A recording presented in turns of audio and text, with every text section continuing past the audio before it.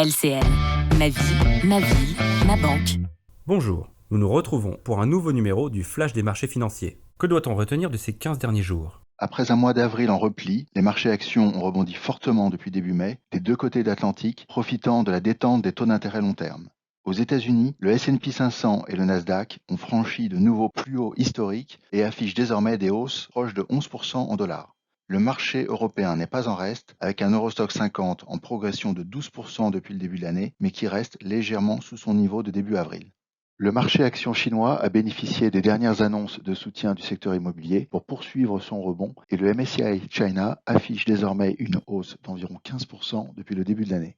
Sur le marché des taux, le 10 ans américain qui flirtait avec les 4,70 fin avril est retombé sur les 4,30 le 16 mai avant de remonter légèrement ces derniers jours, expliquant également la légère baisse du dollar contre l'euro qui s'échange autour de 1,08 actuellement.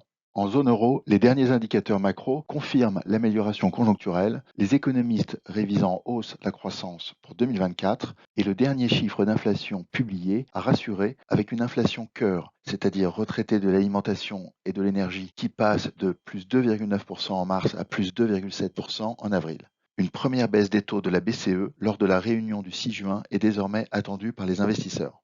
Aux États-Unis, après les déceptions du premier trimestre sur le front de l'inflation, la visibilité demeure très faible sur la politique monétaire. Lors de la dernière réunion du FOMC début mai, le patron de la Fed, Jerome Powell, a déclaré ne pas anticiper de baisse des taux tant que la Banque centrale ne sera pas plus confiante quant à l'évolution durable de l'inflation vers les 2%, ce qui pourrait prendre plus de temps que prévu, mais il a néanmoins semblé écarter de nouvelles hausses de taux, rassurant les investisseurs. Dans le même temps, certains signes de ralentissement macro apparaissent aux États-Unis, bien accueillis par les investisseurs, qui y voient en effet un prérequis pour la poursuite de la désinflation et anticipent désormais une première baisse des taux de la Fed en septembre. Ainsi, le marché de l'emploi montre des signes de dégradation, avec des créations de postes et une inflation salariale pour le mois d'avril inférieure aux attentes. La confiance du consommateur se détériore et les ventes de détail étaient inférieures aux attentes, tout comme plusieurs enquêtes de conjoncture telles que l'ISM des services.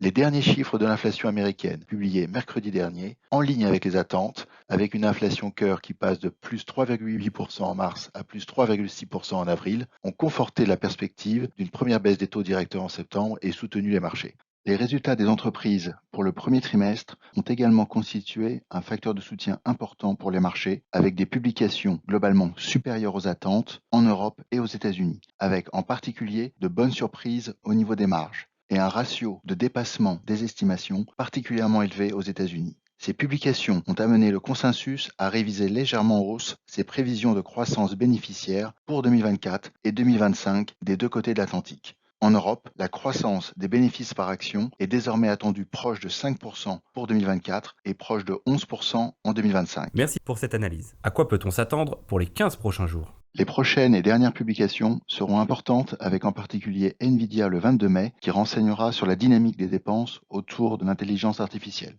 Les investisseurs seront également très attentifs aux prochains indicateurs d'inflation et de croissance et aux commentaires des banquiers centraux, en particulier aux États-Unis, qui confirmeront ou non le scénario très favorable actuellement intégré par les marchés d'une baisse de l'inflation et d'un atterrissage très en douceur de l'économie américaine. Nous nous retrouvons dans 15 jours pour un nouveau Flash des marchés financiers.